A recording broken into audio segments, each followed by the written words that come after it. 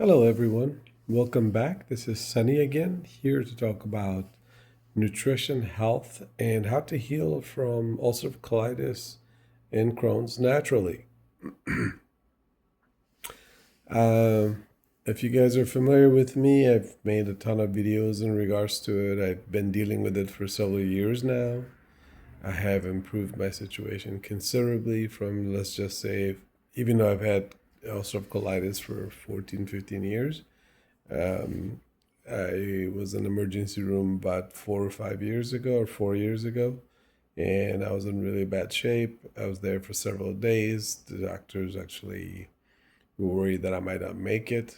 Um, and after 4 days of medications and steroids and other stuff they were giving me, I was still not good.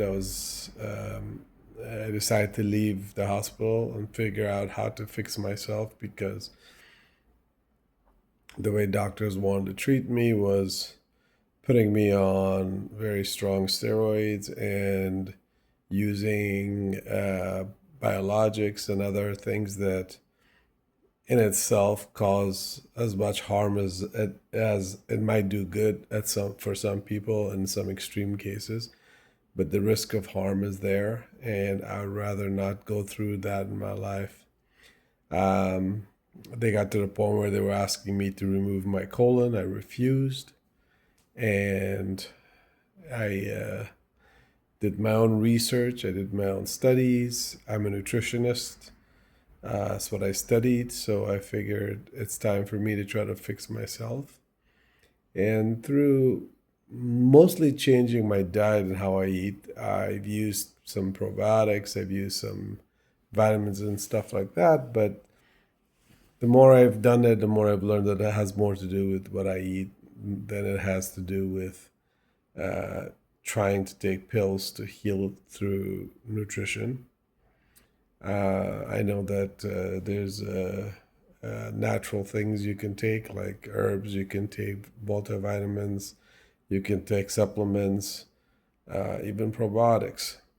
But even though they may help a small amount, I think the key to it is what you eat. And this has been proven time and time again by me because I test it on myself. I make sure that I record every time I see improvements or I get worse. I usually talk about it and I make sure I let people know what bothered me or what helped so that hopefully I can help other people heal naturally. This is not a business for me. I'm not here for likes and all that stuff. I'm here to help as many people as I can. I always give my email to people because I welcome people reaching out to me because if they need help, I'm there.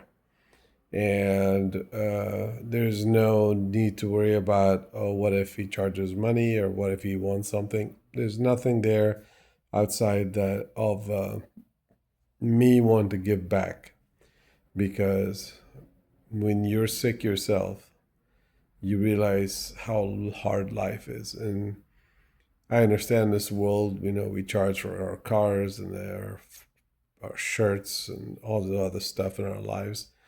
That's okay. It's business. It's, economics, whatever. But there's certain things I don't think should be a profit. School is one and healthcare is another.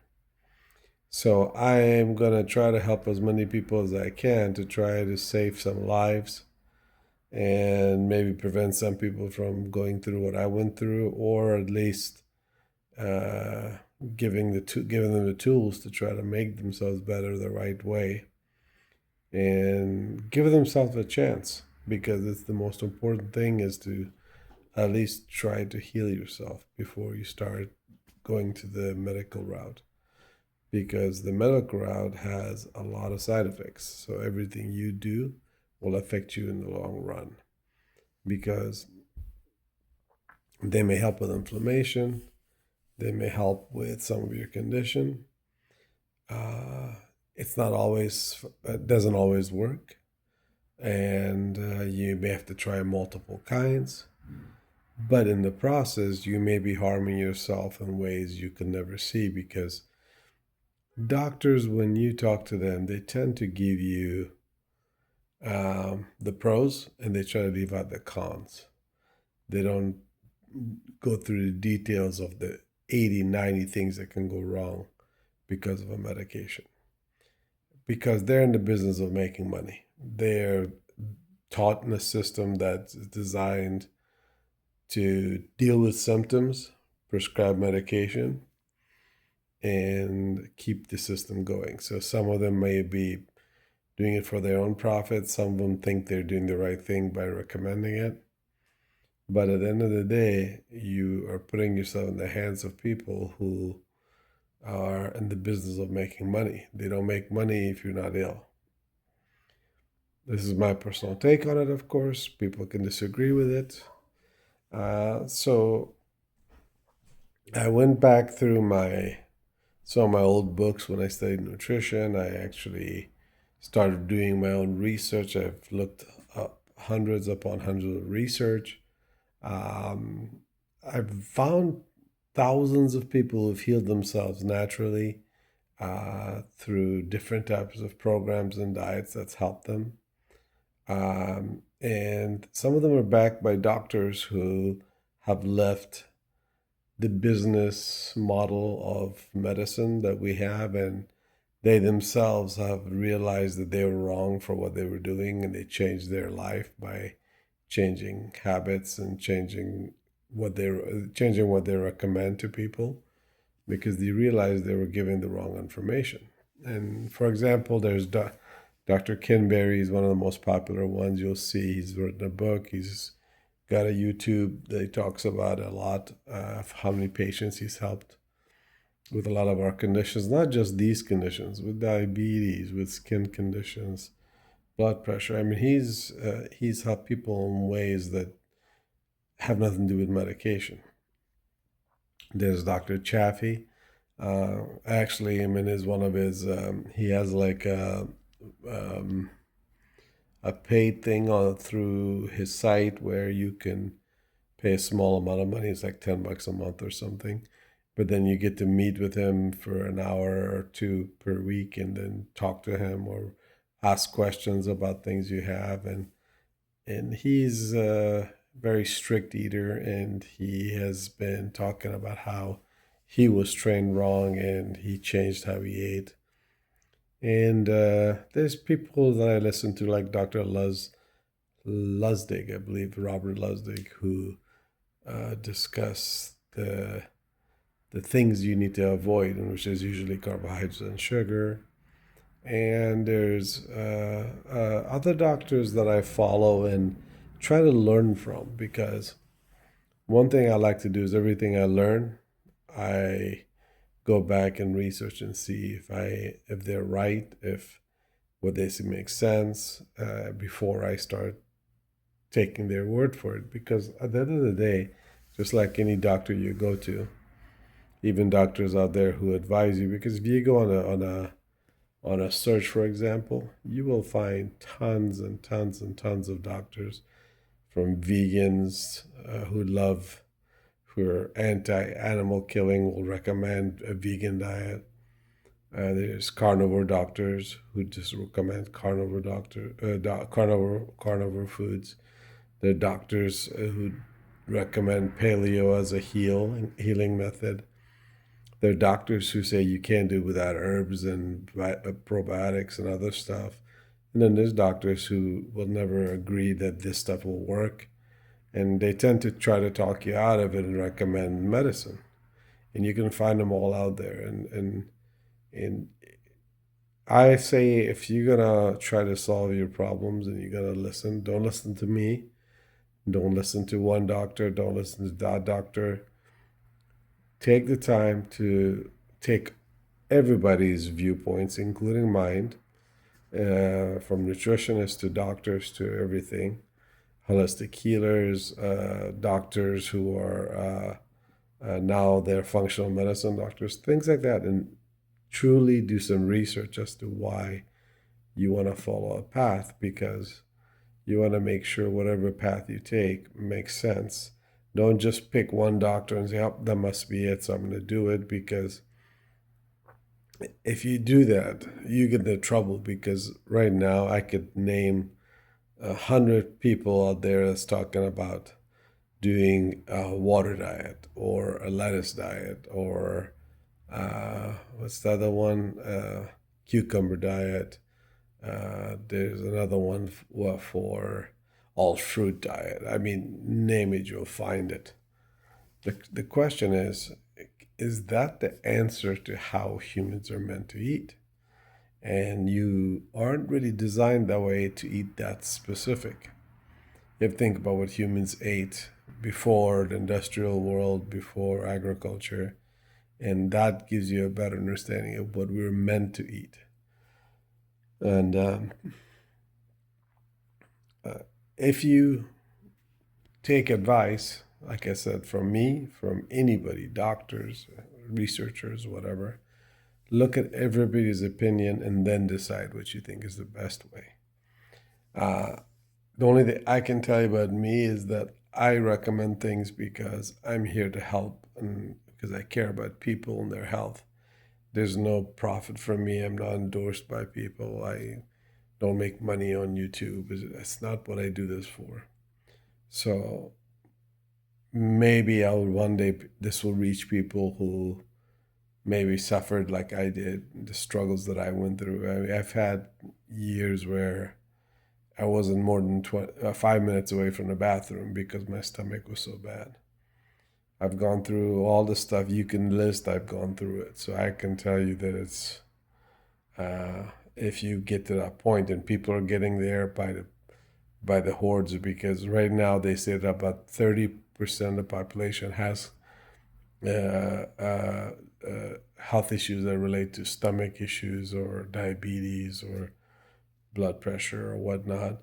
And they're all considered chronic diseases. And they said probably 60% of the population has chronic disease. They just don't know it yet because it's not severe enough for them to affect you. Maybe 30% are severe enough where they know that, oh, this is a chronic problem.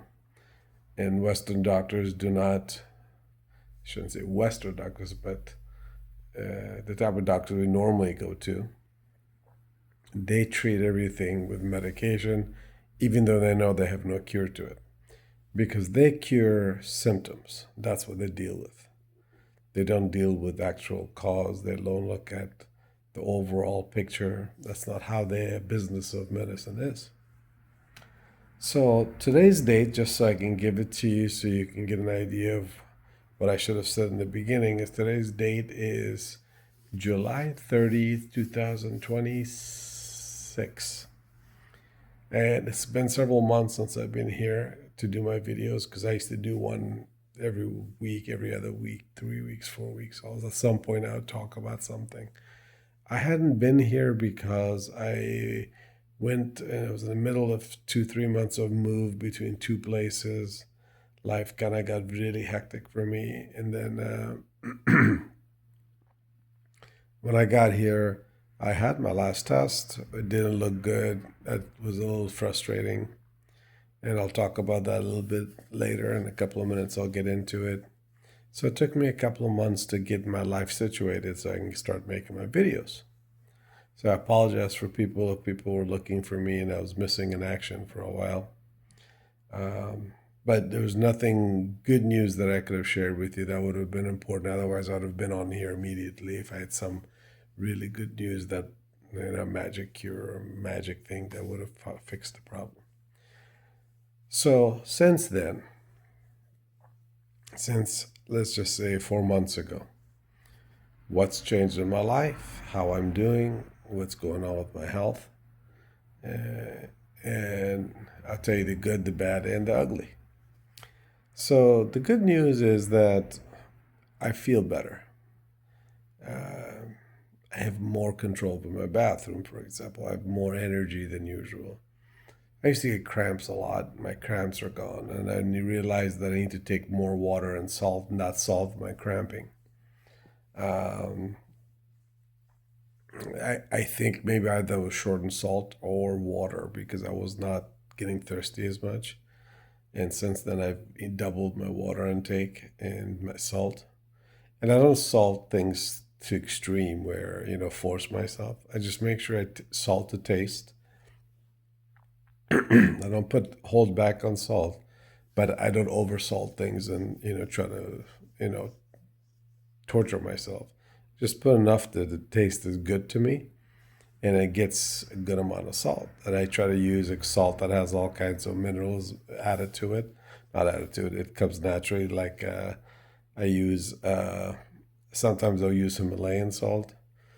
Sometimes I use. There's one called real. I think it's Real Life or something. It's a salt from Utah. I'm blanking out of the name. I apologize. Um, these salts have over 50 minerals in it, and they're natural. Now, these salts also have to keep in mind that they do have some of the chemicals they shouldn't have, like arsenic and this and that, in extremely low doses, but it's there, so that's something to consider. And I have a salt that is pure sodium chloride, and it has no chemicals. It's been purified. It's white, and it's no chemicals, and it's very clean salt. I use once in a while too to give my body a break. But I try to mix it between the three salts so that I don't shortchange myself or abuse some kind of salt too much. So I was able to fix a lot of problems I would have that I couldn't fix. And it could be possibly that I'm getting healthier, so that might be why I'm not getting the cramps or the unexpected dizziness or problems I'd have. Um, and I'm taking the steps. Like I knew I was anemic for many years. I think it has to do with my inflammation, and I couldn't get my numbers to come up. I kept getting lower and lower, and then I'd get up a little bit because I would take, excuse me, um, iron that was made by. It was called Gentle Iron. I forgot who made it, but I have some. We'll talk about that later. I'll talk about that video on a separate one so that this doesn't get too long because my videos are too darn long, unfortunately, and I try to keep it short. So, what's changed? So, the last two times I've tested myself and I go into the doctor, besides cholesterol and blood count and things like that, I also look at my liver panel because I had extremely high liver numbers, excuse me. And I look at ALT, which is one of the tests they look at. And they were told me that I was early stage cirrhosis of the liver. Now, that freaked me out because they were doctors. I don't know what the hell kind of doctors sometimes I get, but they were pretty adamant that I'm not going to live long unless I get a transplant in the near future, or this, that.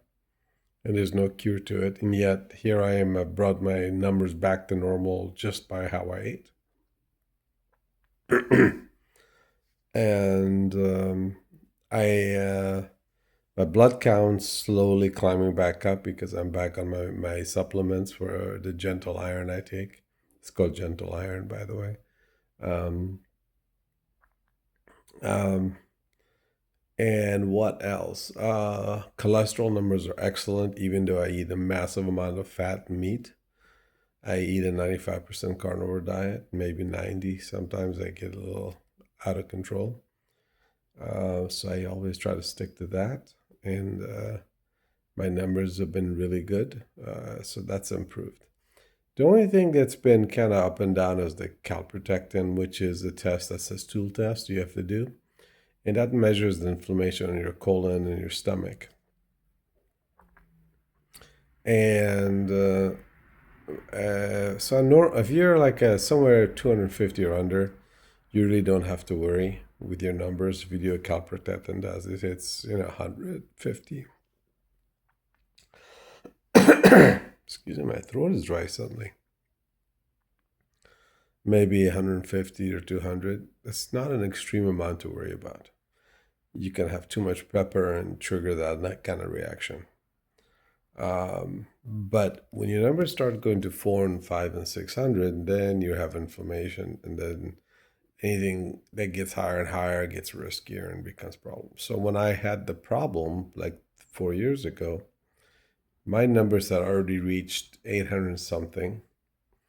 And through when I got out of the hospital and I was trying to fix myself and trying to figure out what works, what doesn't, I was at 3,000 plus. We didn't know above that because the machines only measured at 3,000. So my stomach, my colon was not doing well. But through trial and error and learning and practicing and trying different foods, blah, blah, blah, I got it down. And the lowest so far, it's been about 400 or 3 something. And right now it's somewhere in the 800, but the company that does the test only goes to 800. But I know it's not extreme high because the last time, 3 months ago when I tested it, I was at 1,000, no, 950 or 1,000. And that's high. But the test allowed for more than 800, so I was able to see it.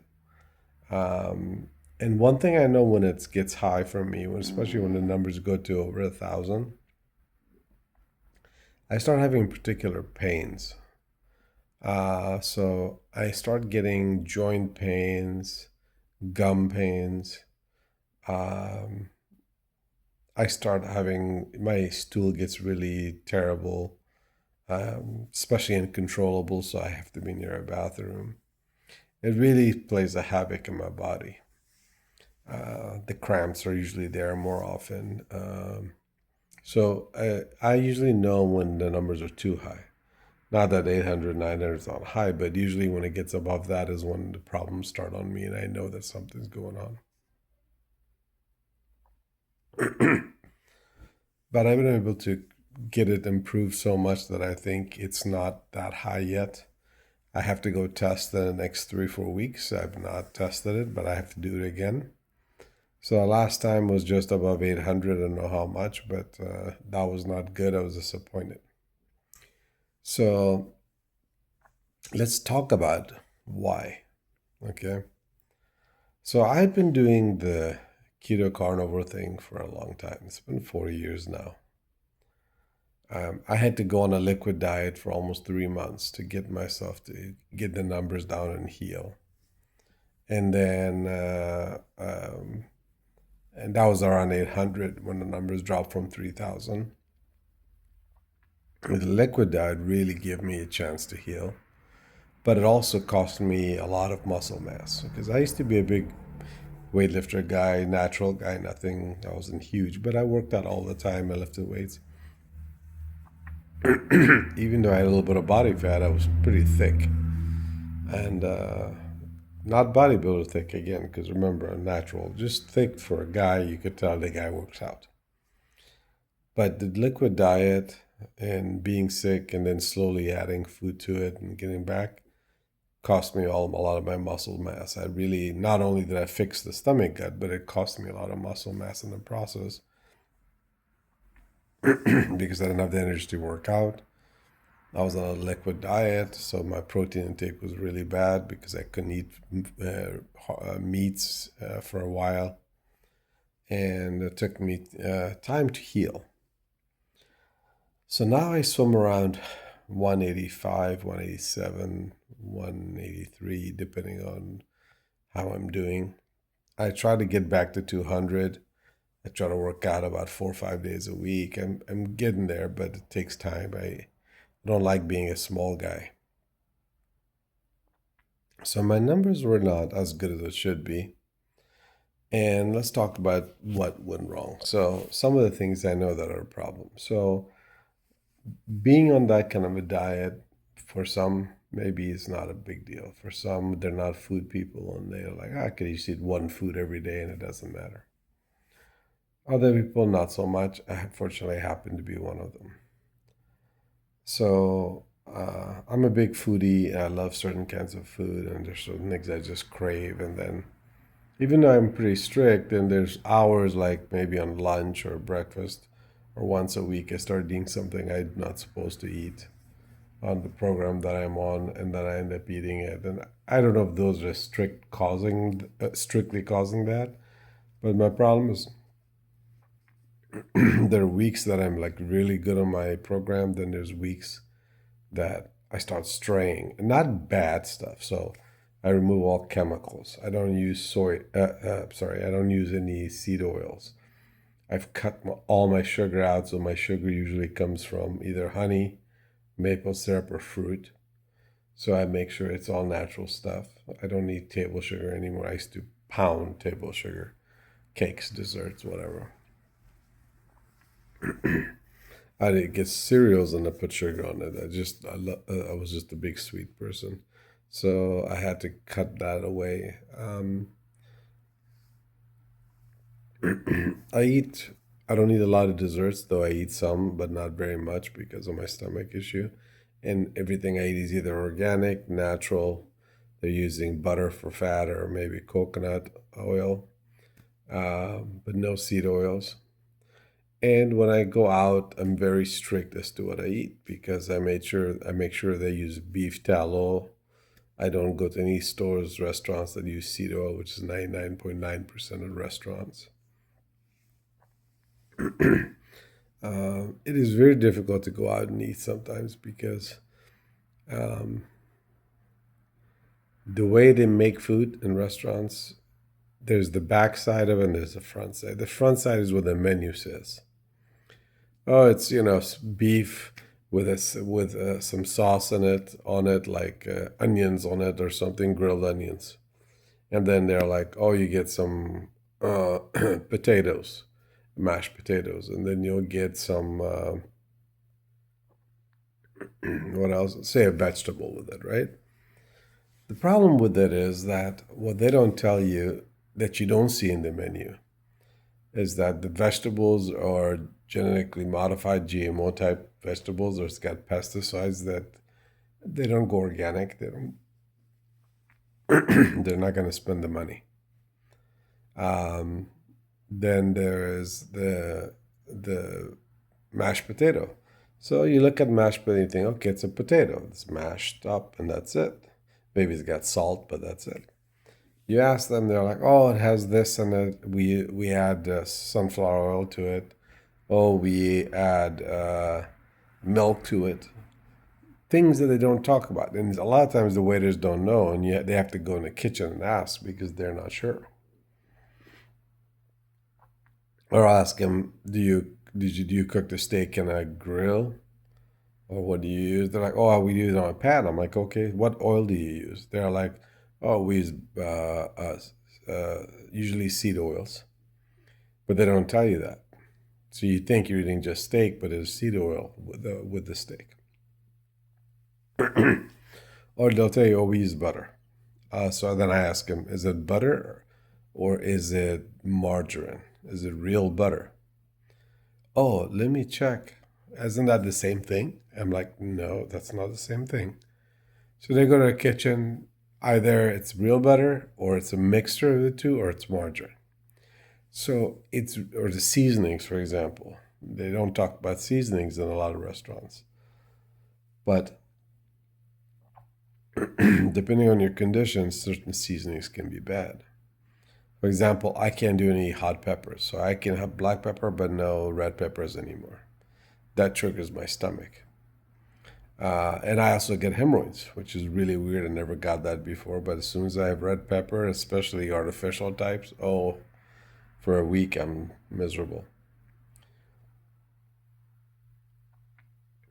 So, as I mentioned, you have to be very careful what you eat, where you eat all the time. So life becomes complicated for people like us where we're foodies, but we can't. So I've had one or two hamburger joints that have grass-fed burgers. They use beef tallow oil for everything. Usually, I don't eat the bread. I just eat the meat with avocado or just the meat by itself. Or if they have one of them has a bread that's not grains. It's made of uh, almond flour, or something else. I forgot. I'll eat that. And I usually don't, not always. Sometimes I'll eat that. But my issue is that sometimes I end up cheating and eating things I shouldn't. And I don't eat most vegetables. I don't eat any nightshade vegetables, and the only few vegetables I eat is like carrots, onions. I try to stick to those two things. I don't really veer off too much. Maybe a little bit of cilantro here and there if it's cooked. Uh, Maybe green onions if it's cooked. And I don't eat the vegetables raw either, even the onions and the carrots. I cook it so that it's soft and it kills a lot of the lectins in it and make sure it's clean. I buy organic. I make sure it's not nightshade. If you're not familiar with nightshades, you have to look that up because if you have ulcerative colitis or Crohn's, and nightshade plants may be irritating. For your stomach, you don't realize it, so you have to remove nightshades. There are certain chemicals in nightshades that does not go with ulcerative colitis. It damages the stomach. So if you're gonna eat it, and I sometimes eat Japanese purple potato. They're not a regular potato. They're from the sweet potato family. They're not a nightshade. Regular potato falls in the nightshade family. I avoid those like the plague now. I used to eat tons of those 'cause I thought it was okay. So I've changed things. I'm trying to stick to what I supposed to eat. My desserts, a coconut ice cream, for example. When I'm really craving dessert, I'll have a coconut ice cream. It's a 3 ingredient or 4 ingredient ice cream with honey, coconut oil, coconut, I think vanilla extract, if I remember. Those are only 4 things in it. So I make sure they're clean, clean, clean ingredients. It's called Fronen. It's a big company that you could find Sprouts and some other grocery stores, but Sprouts definitely has it. That's a more natural food store. But it's common. You can find it if you call up a couple of grocery stores, 1 or 2 will have it. But that's just an example. So you have to really take the time to read what you're getting and what you're buying to make sure you stay away from any chemicals. So my numbers have been bad, I think, because like every other day I'm cheating. So I'll eat something I shouldn't. Maybe I'll have the ice cream like twice that week when I shouldn't have it more than once a month. Or I'll have what else? For example, I don't eat grains, breads, but my mom will make bread at home, and she uses uh, uh, uh, organic wheat that's from back in the time. So it's not the wheat that you buy normally at the store. And it is white bread, unbleached. Um, That's organic, and it's the old wheat, not the new wheats that you buy today, because new wheats have been modified, and you have to make sure you get wheats that's not modified. And she'll make bread out of it. And I'll eat like one big slice, and then I don't touch it again for a month, or maybe twice in 1 month. But these are things that I get myself in trouble with because even though we're supposed to completely avoid it, it's just I struggle. So I know for everyone else that's out there how hard it is, especially when you are very sick and you tend to be more strict than when you're not as bad. And you shouldn't do that, but it's again, if you're a food person, it's very difficult. I know Dr. Chaffee, who talks about nutrition, and he's a carnivore doctor. He eats only meat. He does not have coffee. He does not. I don't think he drinks even coffee. He does not eat any vegetables, fruits, anything like that. He eats meat, fish, sometimes eggs, bacon, things like that. Always carnivore. That's all he eats. And he's one of the doctors who's helped a lot of people with chronic diseases, also colitis, Crohn's, and it's worked for people who've been on the program. So you're probably wondering what kind of diet am I really on, even besides the cheating part, which I'm terrible at. I try not to do it, but I have it happens. So I eat a 90% to 95% meat diet. So it's the carnivore diet, and I eat mostly beef, some chicken on when I feel like it, fish or some kind of fish, seafood when I feel like it. Uh, what else? I'll eat lamb. I'll eat sheep. I'll eat eggs. Um, so I'm pretty good with meat. I eat different kinds. Though I don't enjoy chicken as much. So I don't eat as much of it. But I stick to that diet as much as possible. And then that 5, 6, 7% includes fruits and vegetables. So my fruits and vegetable usually is 1 or 2 fruits a day. That's it. Make sure it's small amounts. I eat like a small banana or some blueberries or some strawberries or maybe a small mango, something that I controls how much, or even a melon I'll have. But I stick to 2 fruits a day. Sometimes 1 fruit a day, not always two. Sometimes no fruits. Um, and the vegetables, as I mentioned, I have um, uh, carrots, onions, purple potatoes, but I make sure they're all organic. I don't eat non-organic kinds. So, and I again very little of it. So, for example, I may have uh, purple potatoes in the morning. I boil it and have it with my eggs. Or I might have onions on top of my steak, but I try to minimize those to make sure I don't eat too often, too much, because with ulcerative colitis, the best diet is a carnivore diet. It works the best. Once you heal, you can go to a keto diet and put back some of these vegetables or some of the fruits, which is to kind of stick to the non nightshade plants. Some people will be fine with nightshade as well, but once they heal. Not everybody does. And sometimes you may find that your stomach doesn't bother you, but maybe you'll get a joint pain or you might get a headache and you don't know why, but it might be the nightshades. It might be a fruit you're eating. You never know what your body's reacting to. And I say this because I had migraines my entire life, headaches and migraines. The headaches were more often though, a lot more often. The migraines were maybe once or twice a year.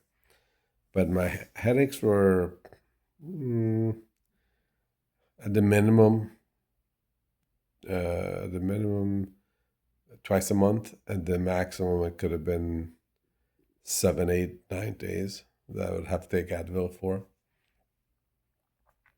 And um, sometimes it was from weightlifting because whenever I trained my back, my neck, I'm sorry, my shoulders and my trap muscles get stressed from the workout.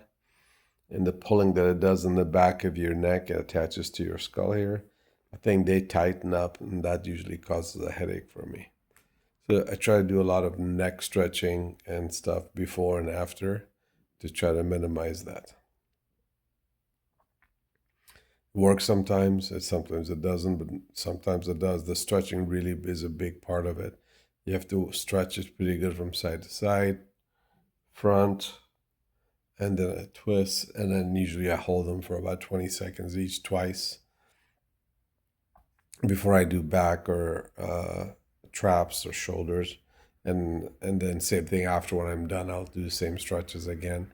It tends to minimize my headache because it's almost guaranteed every time I don't. But when I do it, it feels like as if more than 70% of the time I get away with it.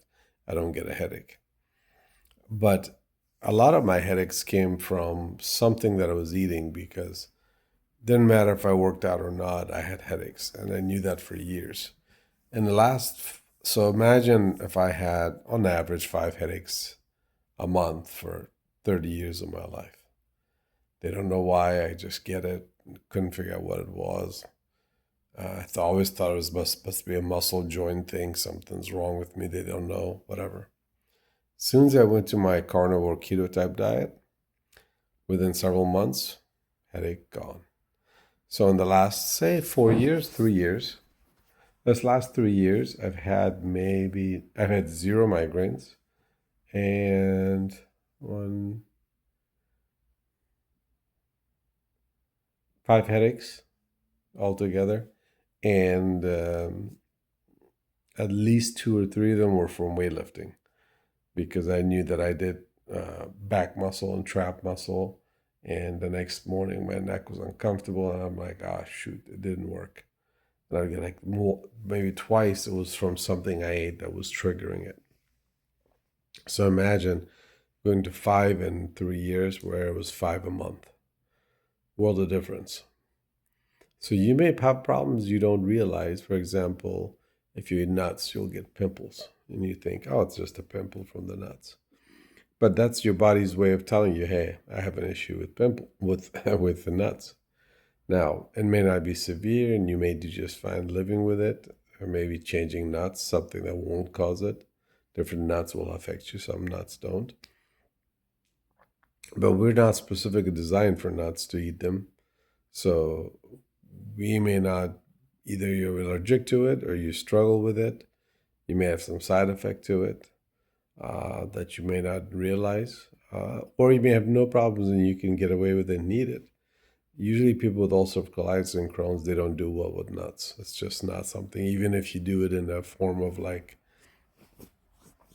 I forgot what it's called, like when you have peanut butter, when they mash it up into an oily yogurty style thing.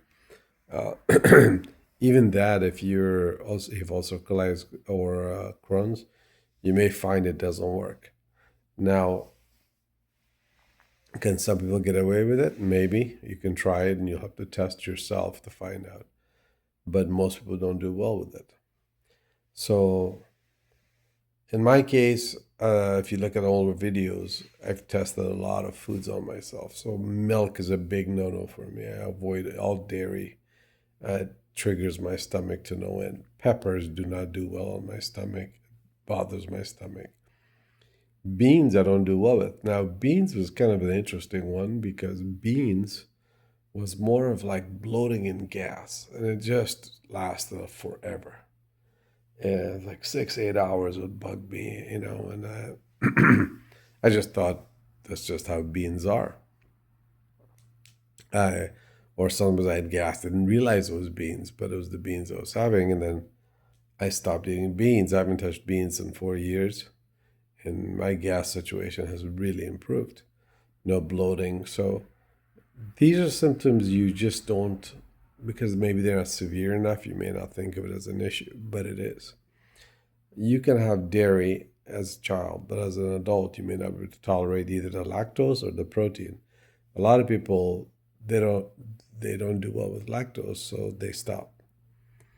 If they don't have lactose problems, they keep drinking and thinking it's not an issue. But you may be sensitive to the protein causing problems. We have no idea. So you have to cut it all out. And then once you've stopped long enough, at least 6 months, to give your body a chance to really get away from it, then you can test yourself by having, for example, a little piece of cheese and then eat it for about a month, once a week, twice a week, and then go test yourself. Besides the symptoms of having maybe diarrhea or gas pain or your calprotectin numbers go up, you can test yourself. You can look at those things. But usually you'll find out way before the calprotectin test that you're not doing well because you'll see signs of it where you will have gas or stomach pain or something that'll tell you that, oh, I'm not good with cheese. So I had to cut that out. I've gotten rid of 98% grains. So on a maybe twice a month I eat rice, small amount white rice, and maybe twice a month I have bread. And it's homemade, and all natural breads. I don't eat store-bought breads. I don't do any of those things. Organic only. And I mentioned the flours I use that is very specific. That's old grain. Um, it's not modern grain. You could look that up. It's out there that you can buy. Um, I forgot the name of that too. Sorry, I'm blanking on the name, but there's one or two companies that make those. They're a little expensive, of course, but if you're not eating a ton of bread, then you can get away with it. Haven't had pasta in years, miss pasta. So I avoid those. I avoid beans, avoid nuts. They all trigger my stomach. They don't do well with it. I don't eat any vegetables raw anymore. I try to avoid them. I think in 4 years I had a Caesar salad once because I really missed having a Caesar salad.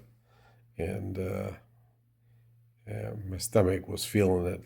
And a couple hours later, I wasn't happy about it. But it didn't cause major problems. It's just, I could tell I was like sitting, it was giving me gas and it was bothering me. I had a little bit of a diarrhea from it. But I try to avoid that as much as possible. And I try to cook the few vegetables I did have because I always try to get rid of the lectins. If there's things in there that can cause problems, I try to cook it so it'll get rid of it. Steam it, cook it, something like that. What else do I eat? Unfortunately, no dairy. I miss dairy. That's one of my favorites. Sugar, I talked about, I cut out completely outside of natural sugars, and that's even very small amounts. Uh, then there's fruits. I talked about, fruits. I have the only big issue with fruit to me is that it's got fructose or sugar. And the bigger problem with it is that the fructose isn't like a certain type of glucose.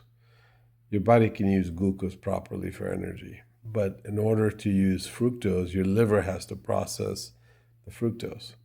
And that can strain the liver if you're having too much of it. Now you have to eat a lot to cause strain on your liver from it. You have to be eating like 10, 12 fruits a day, which most people will never eat that. You eat one or two, you're done. Or three. I mean, it may be. I mean, there's no magic number here, but people don't usually eat, especially if it's natural fruit. If you grind it up and make a shake out of it, that's a problem because you can grind up 5, 6 fruits in one shot and make a drink out of it. That's a load of sugar coming in at one time. It's not very filling because it's broken down already. Plus, you've destroyed all the fiber in it. So if you destroy it, it's just pure sugar now. When you eat it as a whole fruit, the sugar is bound into the fiber, so you don't get as much sugar boost in your body.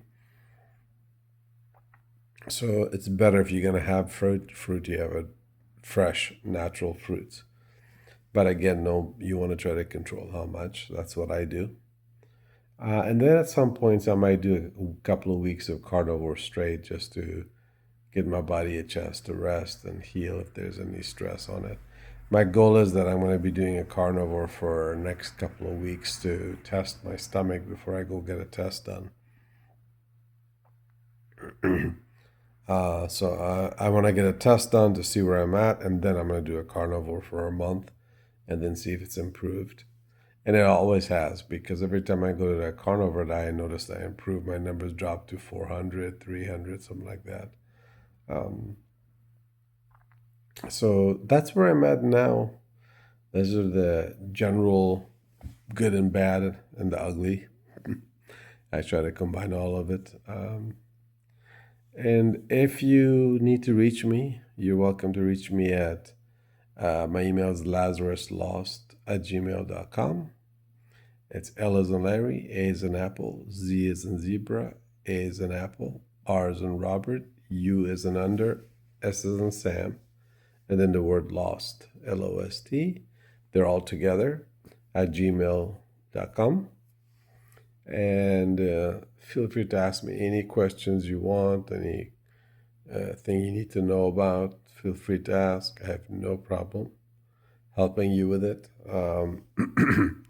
And hopefully, I heal myself, you heal yourself, we all get better, and one day we'll have a true health system that is about people, not profit, and that will hopefully change our lives and for the good.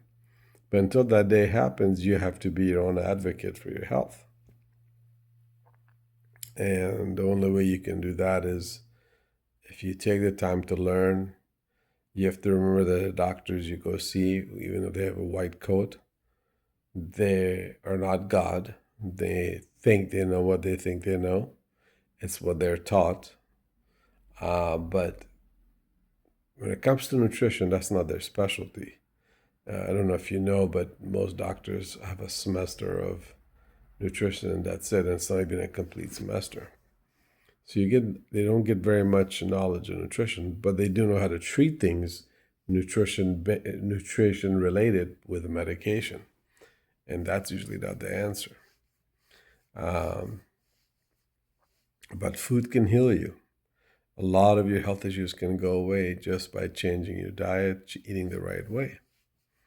I fixed for myself. I fixed I've improved my ulcerative colitis considerably to where I can do normal life now and I can work out and do a lot of things. I fixed my liver. I've improved my liver numbers considerably. My cholesterol was never extremely high, a little bit high, but that's all dropped. And cholesterol is not the biggest worry for me, but I was never really worried about LDL and total cholesterol. I was more worried about my triglycerides. And they were never too high, but they were slightly high, but now it's lower.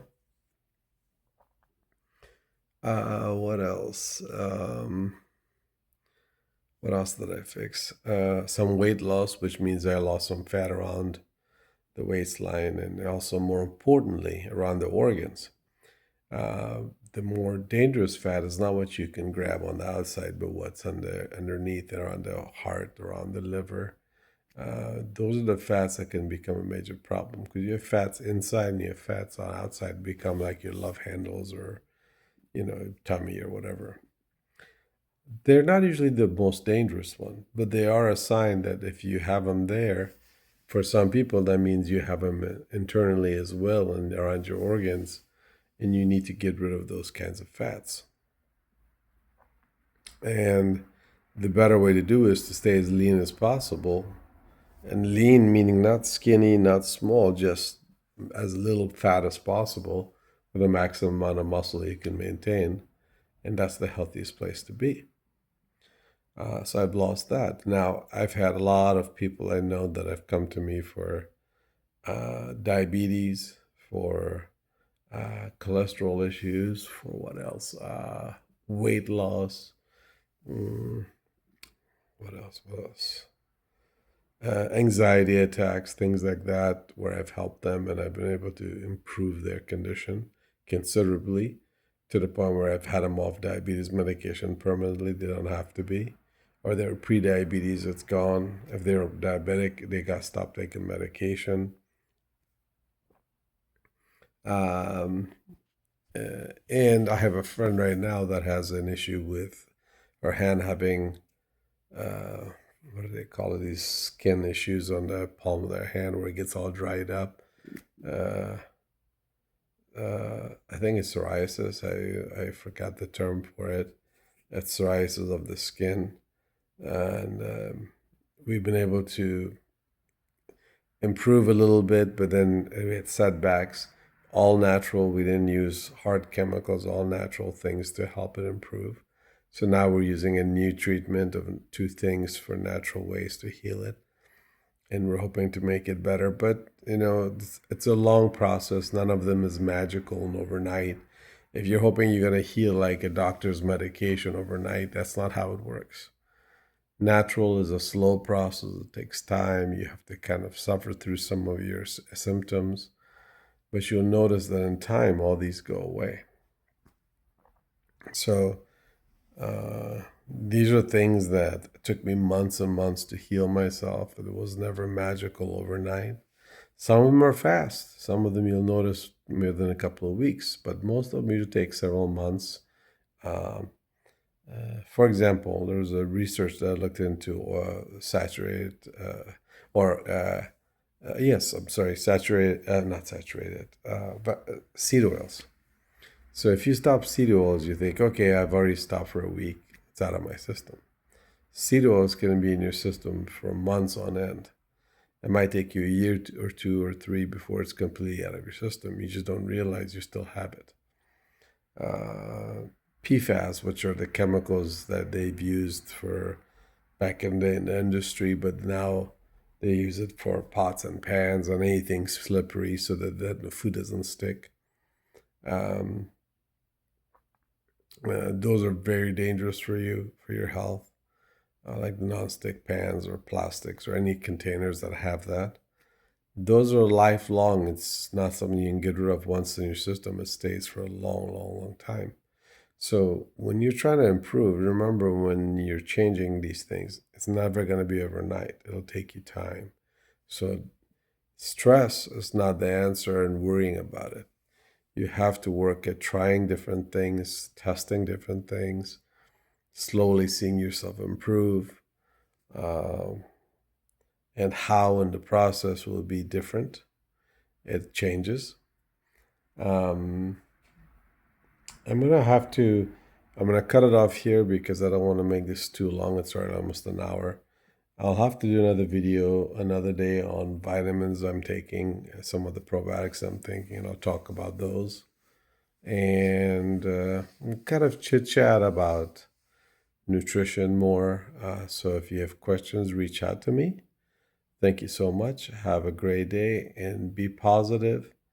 And remember, has to do with food, natural eating, and you will get results.